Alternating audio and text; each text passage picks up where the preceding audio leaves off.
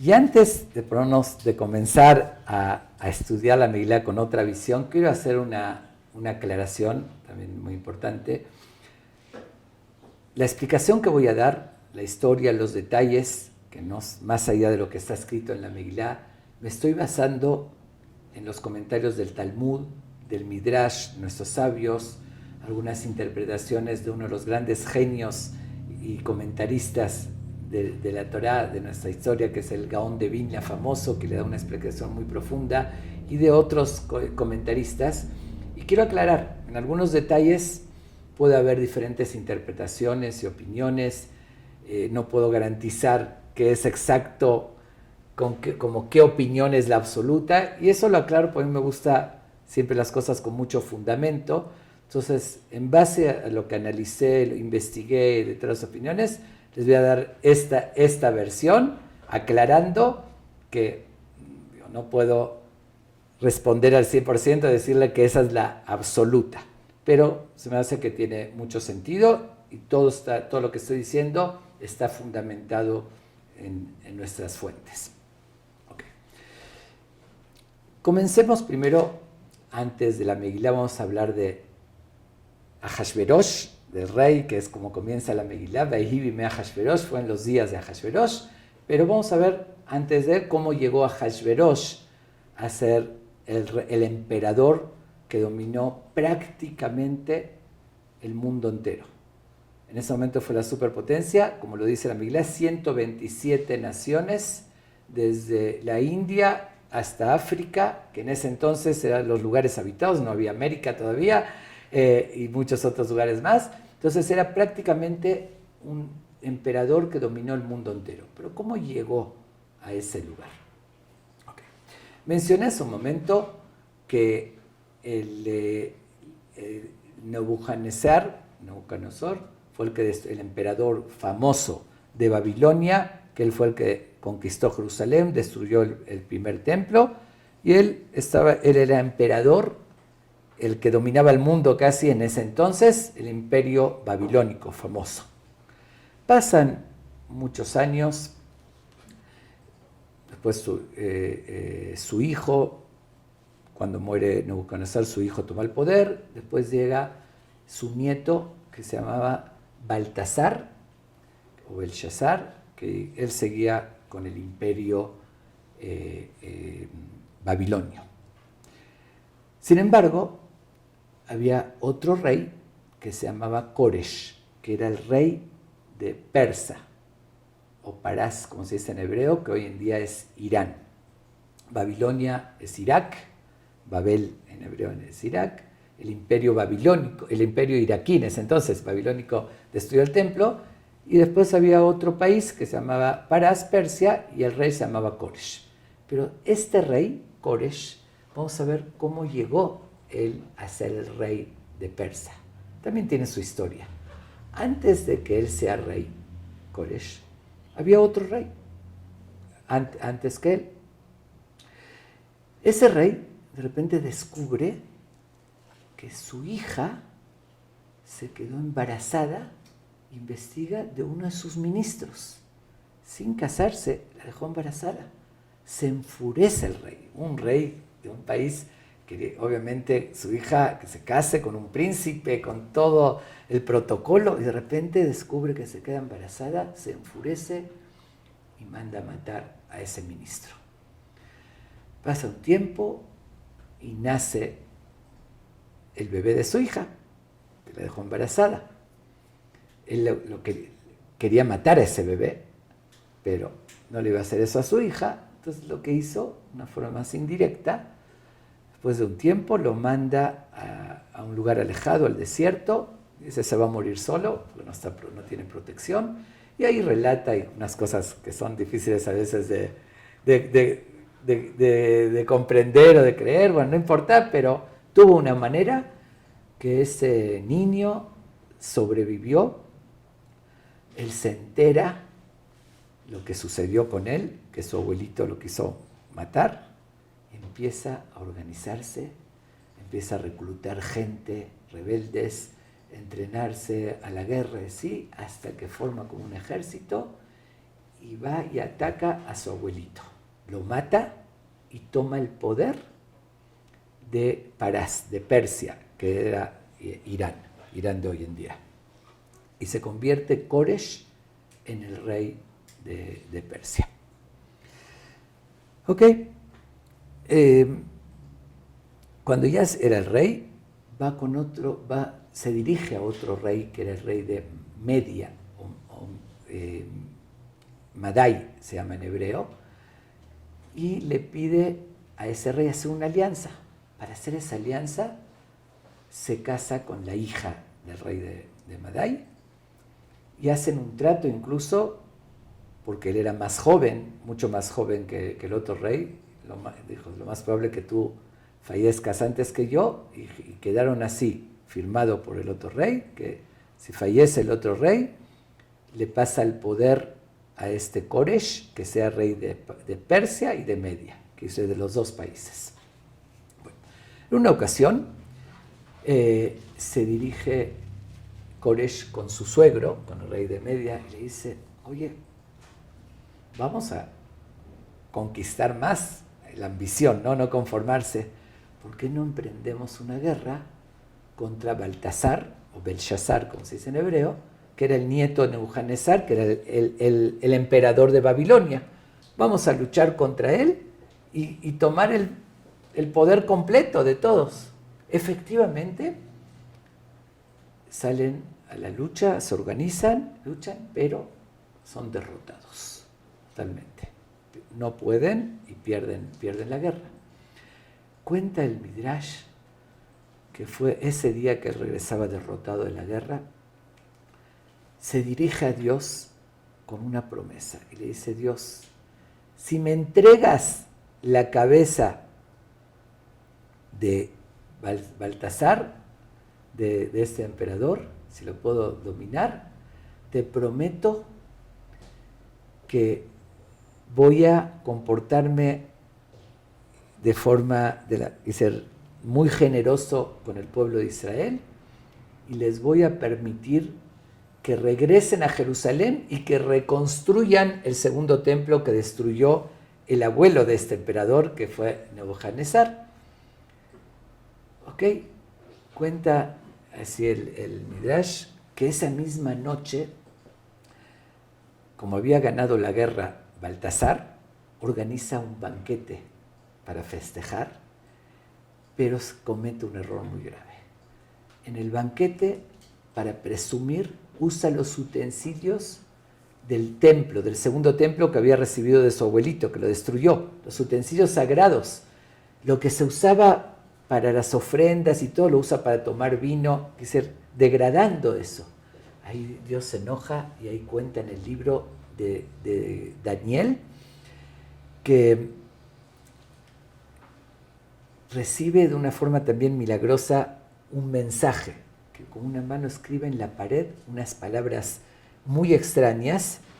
Así dice en el libro de Daniel, capítulo 5, inciso 25.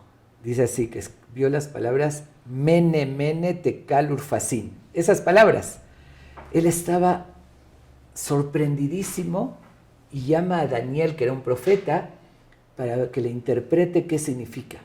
Daniel le dijo, lamento decirte que eso es un mensaje muy negativo para ti, porque degradaste los utensilios del templo, que Dios te va a quitar el reino y se lo va a dar a Persia y Media, va a pasar tu imperio a ellos. Esa misma noche en el banquete, uno de sus súbditos se rebela, estaba en complot con el rey Koresh, que quería dominarlo, y le corta la cabeza y se la lleva al rey, a Koresh, al otro que perdió la guerra. Y en ese momento, como quitaron la cabeza del emperador, puede conquistar Babilonia y pasa a ser todo el imperio babilónico, pasa a ser el imperio persa dominado por este rey Koresh. Y él, un rey correcto, cumple su palabra, la promesa que le hizo a Dios, si la cumple. Inmediatamente da la indicación y avisa que les permite al pueblo de Israel que regresen a la tierra de Israel, a reconstruir el templo. Y ahí relata el Tanaj, la historia, cómo regresó un grupo, ¿no? Porque no podían de repente viajar todos y dejar a sus familias, pero empezaron un grupo liderados por el profeta Ezra y Nehemías, y fueron a reconstruir Jerusalén. Empezaron así de a poquito, con un grupo de gente, contrataron, y fue un proceso, fue una noticia maravillosa para el pueblo de Israel, les dio ánimo, esperanzas, porque estaban en el exilio después de sufrir tantas muertes de la destrucción del templo, y se reabre ahora sí las esperanzas. Pasa el tiempo, no todo dura para la eternidad, y muere este rey Koresh, que se acaba. Pero ¿qué sucede? Que este rey Koresh, que ya era el emperador de Persia, Media, pero también de Babilonia, porque el poder ya pasó a sus manos, muere él y no deja hijos. Era un reto. Antes la tradición era que generación tras generación se heredaba el trono. ¿Quién va a ser el emperador? Estamos hablando de un puesto importantísimo. Como dije, casi dominaban el mundo. ¿Quién va a tomar su lugar? No encontraron una solución. Hasta que llegaron a una conclusión y llegan al famoso Ahasverosh, que es el protagonista de nuestra historia, el rey Ahasverosh. Pero ¿cómo llegó él? No voy a entrar en todas las versiones. Él ¿quién era? Realmente era un cualquiera. Él estaba en la caballeriza del rey Baltasar. Era experto en caballos y dicen que era, era como el encargado, pero eso no era aristócrata, nada de importancia. ¿Cómo llega entonces al poder una persona así? ¿Qué sucede? Que el rey Belshazzar o Baltasar, tenía una riqueza, pero extrema, que no lo podemos imaginar. Es inimaginable. Imagínense, un emperador fue tomando de todo. Antes el rey era dueño de todo. Y fue acumulando y acumulando. Y hubo un detalle ahí que él no quería dejárselo a su hijo. Entonces esconde sus tesoros junto al río, así se llama Nahar Perat, el río Perat, en un lugar junto al río. Y de alguna manera Ahasverosh descubre dónde estaban esos tesoros. Los descubre y se los lleva para él. Se convierte en la persona más rica del planeta Tierra. Dicen los Jamim que eran 1080 tesoros diferentes, acumulados, diferentes grupos de tesoros, 1080 que los tenía Ahasverosh. Esa fue la razón. Es la persona más rica del mundo, el que puede ahí sí hacer mucho con su dinero y controlar, y sube siendo plebeyo totalmente. Ahasverosh sube al poder, pero no era tonto. Dice, para que se sostenga el poder de él, porque muy fácil, dice, no siendo aristócrata, que en cualquier momento podían cuestionar su poder. ¿Qué hace? Se casa justamente con Vashti. ¿Quién era Vashti? La hija de Baltasar. Vashti era la hija, dice que era bisnieta de Nebuchadnezzar, del que se destruyó el templo. La hija de donde él agarró todos esos tesoros que realmente le pertenecía al papá. Eso le dio legalidad a su reinado, porque no era aristócrata él, pero su esposa, la reina, lo era hija, como no tuvo hijos el otro emperador, entonces algo le da como que como derecho, ¿no?, al reinado. Y esa fue la razón, que se casa con Vashti. Cuando se casa con Vashti, ¿qué dijimos? Que el rey Koresh permitió que los judíos lleguen a construir el segundo templo y a reconstruir Jerusalén. Pero ella, cuando observa eso, le dice a su esposo: oye, mi bisabuelo destruyó el templo, los expulsó, y tú ahorita vas a permitir que sigan reconstruyendo. estás degradando la imagen de mi bisabuelo. Él justamente demostró que eso ya no existe y quiso destruir todo, y ahorita va a ser una burla, que ahorita lo vuelvan a reconstruir. Entonces convenció a Ahasverosh que dé la orden que se detenga esa emigración y esa construcción. Ahasverosh lo consulta con sus ministros, y entre esos ministros estaba Amán también, y le aconsejaron: sí, tienes que detenerlo y no permitir a los judíos que regresen. Y así comienza, ahora sí vamos a la historia de nuestra Megilá. Ese es el contexto histórico, para que veamos cómo llegó Ahasverosh al poder. Y aquí comienza la historia de la Megilá, que vamos a empezar a estudiarla, y empieza diciendo: Vaihi bimei Ahasverosh. Fue en los días de Ahasverosh. Aquí nuestros sabios dicen que la palabra Vaihi, que fue, hay otro sinónimo que es Vehayá. Cuando dice Vaihi, significa que fue una época de tristeza, de una época negativa. Con ese Vehayá es de alegría. Como aquí utiliza Vaihi, ¿qué está insinuando? Fue una época muy negativa para los Yehudim, para los judíos, que estaban tan entusiasmados que ya tenían la esperanza de volver a Jerusalén y al templo, y de repente llega este rey y lo interrumpe. Por eso utiliza este término. ¿Ok? Pero vamos a seguir leyendo y analizando, y vamos a descubrir por qué, cómo vemos la mano de Dios en estos sucesos que dijimos. Como mencioné antes, si lo vemos superficialmente, no tiene nada de particular, nada de milagro.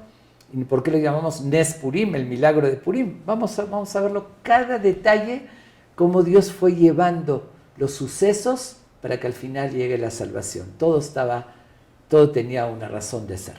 Ok.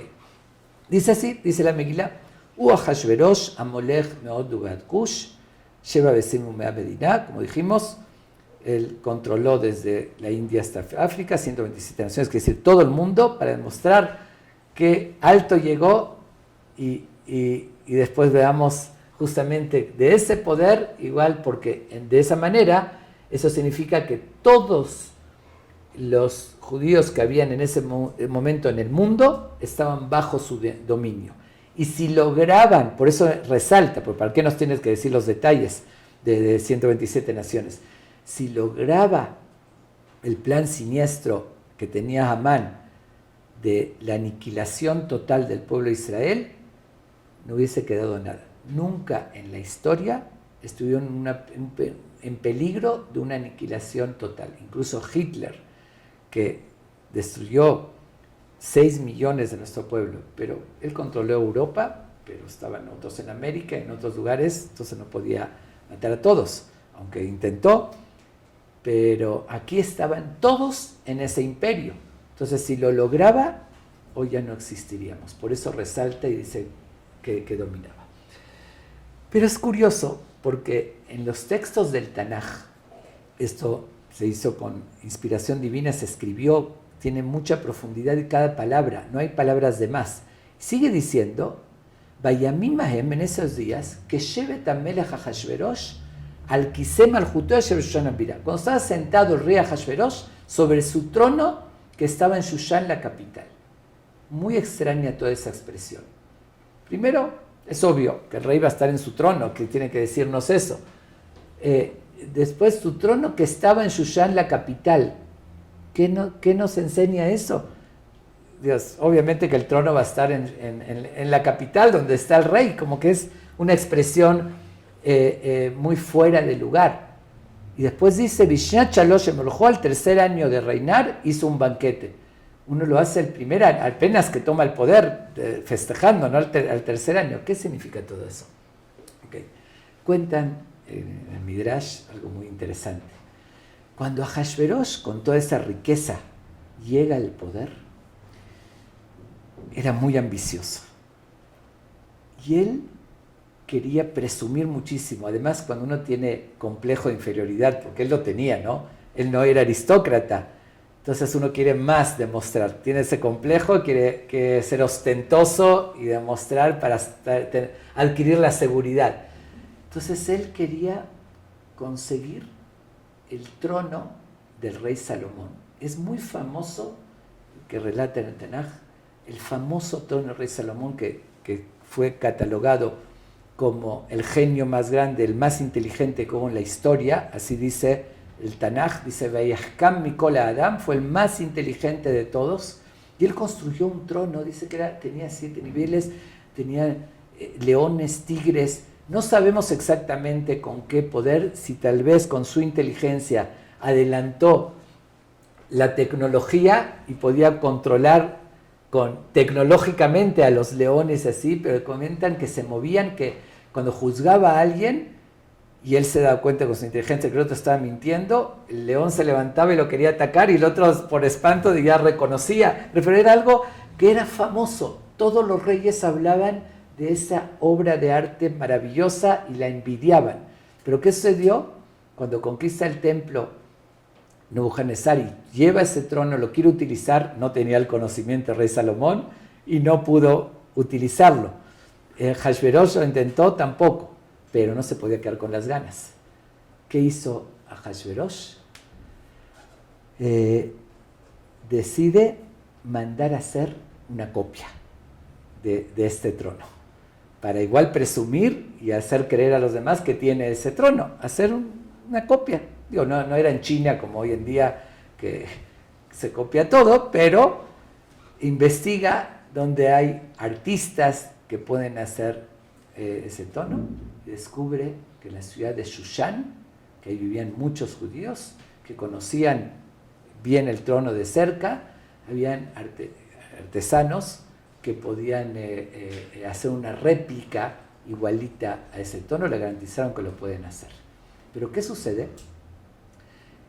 La capital en ese entonces estaba en Babilonia, muy lejos de Shushan. Shushan era una ciudad muy lejana. Pero ¿quién le iba a hacer ese trono? En Shushan. ¿Ok? Pero había un problema. Un trono gigantesco. No habían trailers como hay hoy en día, que lo podían, o aviones que lo pueden despachar ese trono y mandárselo a la capital. Y esa área era montañosa. Entonces, le hicieron el trono, pero no había cómo transportarlo a la capital donde estaba el emperador. Ahora sí, el famoso dicho, si Mahoma no va a la montaña va a Mahoma. Si el trono no puede ir hacia el rey va al trono. ¿Qué hizo Hashverosh? Pasó su capital de Babilonia a Shushan, para no quedarse con las ganas y presumir su trono, porque no había forma de transportarlo. Y eso es lo que insinúa aquí la Biblia cuando dice, Vayamimaem, en esos días, que Shevet Amelech Hashverosh al Kisem Malchutó Asher Shushan Abirá.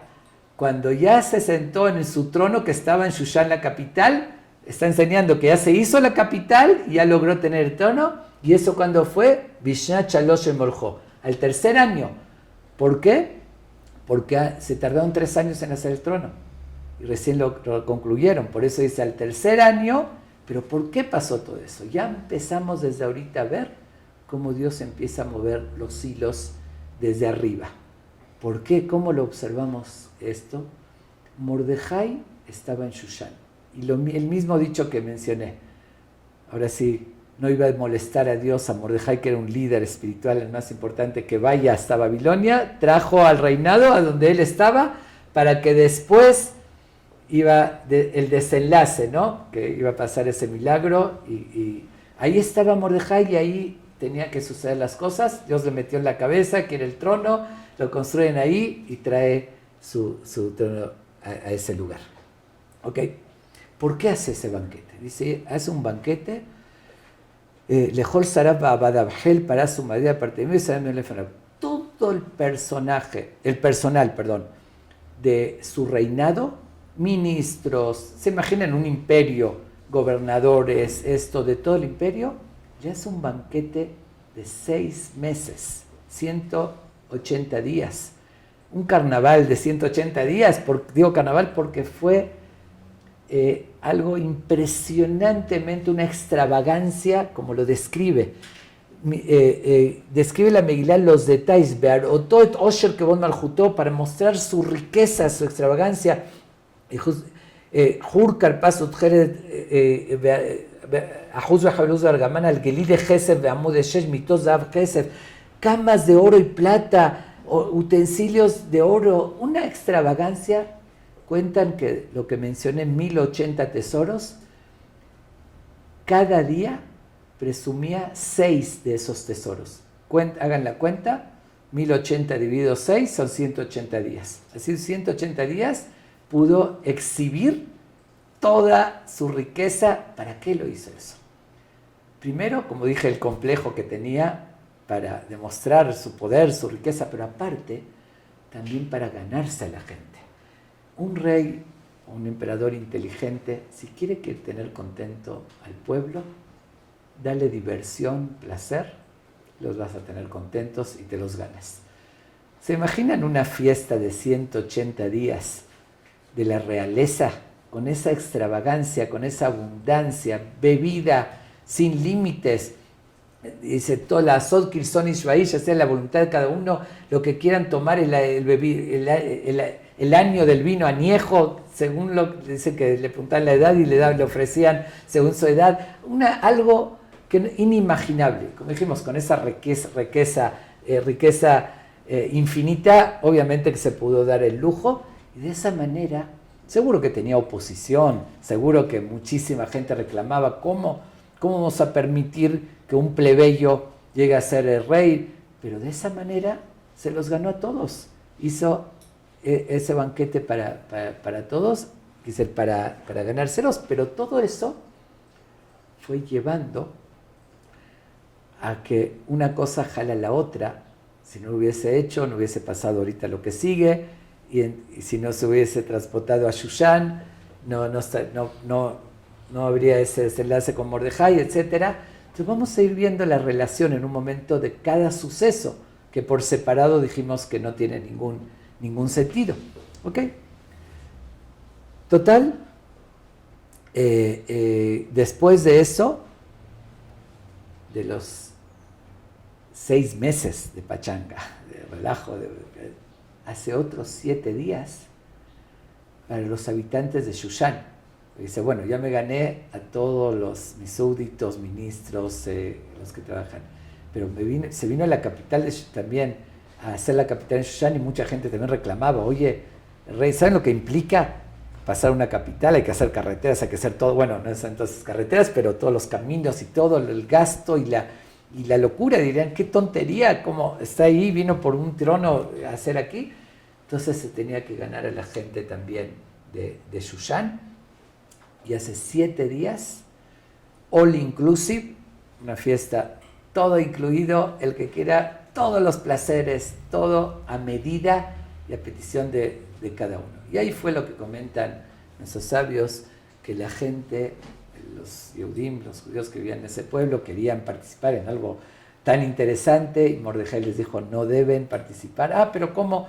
Es según la voluntad de cada uno, el que quiere comer kosher va a comer kosher, nos dan el vino que quiera, todo, pero estaba encerrado en una trampa, no le hicieron caso a Mordejai, y en verdad, y también explican que Vashti planeaba buscar perversión, para hacer caer al pueblo Israel. No importa, pero el punto es que aunque parecía algo muy inocente y sin problemas, esa fiesta se convierte en un degenere, por decirlo de esa manera, o sea, la gente pasados de copas y todo el ambiente que se creó, y ahí cometieron muchos errores una parte importante del pueblo de Israel, que ahí es donde empieza el problema con las consecuencias que vienen después de arriba. Okay. Por otra parte, ahorita vamos a empezar a ver lo ilógico, las cosas que sucedieron para que llegue la salvación del pueblo y los milagros. Ya dijimos 2 o 3 puntos, pero llega ahorita a la escena Vashti. Dice, Gam Vashti Amalka, Asetam Ishte Nashim. Ella también hizo un banquete. Ella no tenía razón de hacerlo. Ahashverosh sí quería como dijimos, ¿no? Ganarse a la gente. Ella era aristócrata, ya no tenía, pero por alguna razón se metió en la cabeza, quiso hacer también un banquete organizado con las mujeres. Y dice, Bayoma Shevi Ketol Hayaim, el séptimo día, que si estamos hablando el día 187, desde que comenzaron las fiestas ininterrumpidas, porque fueron 180 días para todo el reinado y 7 días para los habitantes de la capital, de Shushan. El séptimo día de esas fiestas de los habitantes, que era el último día de fiesta, y comentan que Tov Leva Melech Bayain, dice la Migilá, cuando ya estaba pasado de copas el rey, lo dice de una forma muy sutil para no ofender al rey. Dice, miren el término, que Tov Leva Melech, cuando estaba bueno el corazón del rey por el vino. No dice que estaba borracho, pero sí, estaba totalmente borracho. Empieza, ya en el ambiente festivo, empieza a haber una como discusión entre la gente ahí, los ministros que estaban ahí reunidos. A ver, ¿de qué país, dónde están las mujeres más guapas? Cada uno empezó a decir, no, en mi país son las mujeres más bellas. No, el otro dice, ¿qué estás hablando? Tú no conoces la belleza que hay en nuestro país. Y así. Y a Hashverosh oyendo, ¿qué están hablando? Tienen que ver a mi esposa, que es la más guapa del mundo. Y yo tengo la mujer más guapa. ¿Ok? Pero para convencer, más que palabras, voy a exhibirla. Y ahí es cuando manda llamar a Vashti, que estaba haciendo la fiesta para las mujeres, al lado, y quería exhibirla desnuda, que aquí lo vemos también en la Megilá. ¿Cómo sabemos que realmente la estaba llamando desnuda? Dice, Leavied Vashti Malka lifnei Melech beketer malchut. Traer a Vashti frente al rey con la corona. ¿Qué tiene que decir eso? Con la corona, es obvio, era una reina venir con la corona. No, nos está indicando solamente con la corona. Que se tráiganla con la pura corona, sin el resto de la ropa, para justamente presumir su belleza. Y ese rey estaba pasado de copas, obviamente que no era digno que haga eso. El mismo rey se quedaba mal, pero estaba pasado de copas, y entrando ahí en el alegar, ¿no?, quién era la más guapa, dijo, yo voy a demostrar que es la más guapa. Cuentan nuestros sabios, cuenta el Midrash, que intencionalmente, no es que era muy recatada Vashti, venía como dije, del que destruyó el templo, no tenía principios y valores para negarse, al contrario, sin embargo, que le salió como granos, como una lepra en el cuerpo, y obviamente no va a ir de esa manera a enseñar su lepra, que se va a ver horrible. Entonces fue la razón que hizo que se niegue rotundamente, pero de una forma muy, muy fea. Se negó. ¿Qué? ¿Tú me estás llamando, me estás exigiendo? Miren cómo dice, cómo todo está, si uno analiza el texto, todo está escrito, pero hay que saber leerlo. Miren un ejemplo, un cambio. Dice, mandó el rey Leavied Vashti a Malka, que traigan a Vashti la reina. Y después dice, Batemaen a Malka Vashti, y se negó la reina Vashti. ¿Por qué cambia el orden? Primero le dice que traigan a Vashti la reina, y se niega la reina Vashti. ¿Así? ¿No saben redactarlo? ¿Por qué cambia este orden? La respuesta, que a Hashverosh, que se le había subido muchísimo los humos, como quiso menospreciar o degradar, decir, ella es Vashti, la reina. Dice, en primer lugar es Vashti cualquiera, y yo la escogí como reina, pero es reina. Y Vashti, ¿qué le responde? No, yo soy la reina Vashti. En primer lugar soy la reina y yo soy la aristócrata. Y después soy Vashti. Dice, ahí había una discusión, como él quería rebajarla, y ella elevándose. Y Vaiksof Amelech Meod Hamato, se enfurece el rey, frente a todos, le está negando al rey, al emperador. Y realmente ella estaba bien segura, sabía que todo el poder lo tenía por ella. Si ella se quedaba de lado, podía perder el poder, porque por eso se aceptó que por la aristocracia de ella, y ella muy segura. ¿Ok? Después de eso, dice, el rey está en un dilema. ¿Qué va a hacer? Por una parte no puede aceptar esa falta de respeto, que le desobedezcan, desacaten la orden de él. Y por otra parte, no es tan sencillo tomar medidas estrictas, porque como dije, además que era muy guapa y que la quería, era la emperatriz que tenía la aristocracia y que eso lo apoyaba a él. Entonces dice Vayomer Amelech Lajamim de Aitim, se consulta con los sabios que conocían ese conocimiento extenso de las leyes. Dice también el Midrash, el Talmud, que fue a consultar con el Sanedrín, el gran tribunal rabínico del pueblo de Israel, que tenía una inteligencia. Justamente Mordejai, uno de los protagonistas principales de la Megilá, pertenecía al Sanedrín. Entonces se va a consultar con el Sanedrín. ¿Qué hace? Está en un dilema. Y él sabía que eran grandes sabios, pero los Sanedrín se cuidaron muchísimo y no cayeron en la trampa. Lo explican en Midrash con una fábula. Cuentan que una vez el rey león, digo fábula, no es real, el rey león comió algo y tenía un olor en su aliento muy feo. Entonces se topa con el burro y le dice al burro, a ver, quiero que huelas mi aliento y me digas a qué huele. El burro lo huele y se queda asqueado y dice, bueno, voy a demostrar que sé. Y le dice, ay, huele a rayos. Está insoportable el olor que despide su boca. Y el rey león le dice, ¿cómo te atreves? Así se le dice al rey, inmediatamente se lo devora, le baja la cabeza. Llega con el caballo, que ya vio esa escena, y le hace la misma pregunta, ¿qué huele? El caballo dice, no voy a caer en la trampa, y se acerca. ¡Wow! ¡Qué aroma tan exquisito! ¿Qué te está despidiendo? Para quedar bien con el rey. El rey le dice, ¿te estás burlando de mí? Sé que tengo un aroma feo, y también le corta la cabeza. Lo que uno diga, pues está en la trampa.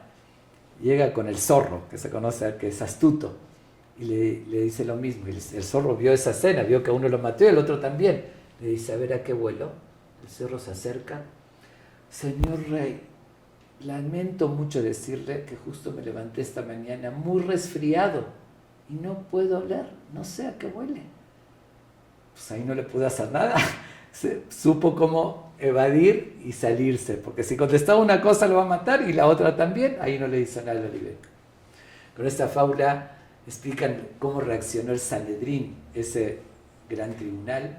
Sabían que si le decían que la mate, después reacciona el rey, ustedes culpables, ahorita la extraño. Si le decían que no, me estás faltando respeto, ¿cómo lo voy a dejar sin castigar? ¿Qué hicieron el Sanedrín? Se quedaron a un lado y dijeron, no, ya nosotros salimos de la tierra de Israel, ya no tenemos, ahí nos inspirábamos y teníamos una capacidad así, pero ahorita ya la perdimos y no tenemos la capacidad para poder responder. Es como estar resfriados, ¿no? Entonces se evadieron responder eso. Entonces, el rey le consulta a sus ministros, ya que no le consultó el Sanedrín, y ahí es donde sale Amán, Vayomer Memuján, se llama Memuján, que su nombre real era Amán. Era el último de los ministros, pero él levanta cabeza y se atreve y dice, y se atreve a opinar. Dice, no solamente sobre el rey se rebeló Vashti. Ese atrevimiento de desacatar no fue solamente sobre el rey, sino sobre todos los ministros y toda la gente. Era un machista, yo creo que él fundó el movimiento machista en la historia. Dice, se van a atrever las mujeres a desacatar después la palabra de su esposo. Y eso va a dar lugar, cuentan que él, parece que le traía coraje también a Vashti, porque no había invitado a su esposa a la fiesta. Tenían algún pique y dice, es el momento de vengarme. Y creyó que está vengando, pero él mismo se fue cavando su fosa con eso. Y le dice, rey, de ninguna manera puede permitir eso. Dice, que esto se divulgue y se propague, que no se puede permitir que desacate el esposo, y usted mándale a matar y después va a escoger otra reina. Y de paso aprovechó. Él se traía también pique con su esposa. Su esposa era de Persia y él era malequita, era de otra identidad. Y había siempre discusión qué idioma van a hablar en la casa con los hijos. O él quería hablar su idioma y ella quería hablar su idioma, que era la lengua materna que tenían. Entonces aprovecha y dice, y de paso, que se saque una ley y un anuncio que el hombre tiene que hablar su idioma en la casa y se tiene que hacer su voluntad, y Kiliot Kolish Sorer Bebeto, que domine en su casa, que imponga sus leyes y que ninguna mujer se atreva a discutirle a su esposa a cambiar. Como dije, introdujo un machismo absoluto en el mundo. Pero además, cuentan que al principio, cuando entró Ahasverosh al poder, como era un plebeyo, establecieron un sistema que él no pueda sentenciar a alguien a la muerte sin un consenso de los sabios, de los ministros y demás, porque él no era experto en política, no era. Entonces, para proteger de que no haga lo que quiera, Amán propone que se quite esa ley y que el rey pueda decidir, por eso que decida mandarla a matar sin que pase por ningún proceso, ninguna consulta, que dice que no vaya a la Corte Suprema de Justicia, por decir, para decidir.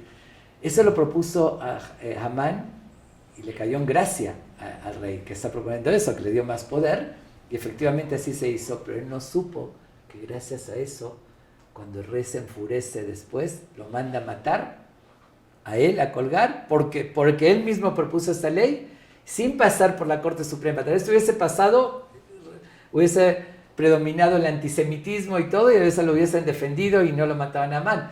Dice, todos son cosas que van sucediendo para llegar al final. Todo. Era ilógico que mate a Vashti, no era lógico ni que él se atreva a dar ese consejo, como dijimos, después lo puede matar a él cuando reaccione, cuando despierte de su borrachera, y sin embargo vamos viendo cómo se van armando el rompecabezas. Es decir, cada suceso es una pieza de un rompecabezas, se fue armando para al final llegar la salvación. Entonces lo estamos viendo que hay detrás de cada suceso. La mata Vashti, que no era lógico, lo sube después a Amán como primer ministro, como el más importante, que tampoco era lógico, porque después se arrepintió de matar a Vashti. Y sin embargo se le puso en la mente, justamente dice que subió muy alto para que caiga más fuerte. Cuando uno está en la altura, cae con mucha más fuerza. Y con esto termina el primer capítulo de la Megilat Esther. Pero el primer capítulo, como dije, es integrado a toda la historia. Nada podemos desconectar. Una cosa se va relacionando con la otra. Eso también tenemos que aprender, que si a veces vemos la historia, no la podemos entender si no la vemos completa. No podemos agarrar episodios separados de la historia. Y eso lo comparo a cuando uno arma un rompecabezas. Ve una pieza de un rompecabezas, todo chueca, es la mitad de un dedo y colores mezclados, y la ve por separado y dice, no tiene el menor sentido esta pieza, no tiene forma, ni principio, ni fin. Sin embargo, cuando está armando rompecabezas, y está todo armado, le falta una pieza, y la pone esa que embona perfectamente y arma con eso toda la figura, ahí le va a entender el significado que tenía toda esa pieza chueca. Aquí es lo mismo. Cada detalle por separado es una pequeña pieza, que después se arma todo el rompecabezas y sale toda la escena completa, el panorama, los sucesos, y se ve la relación, como todo era necesario para llegar a ese fin.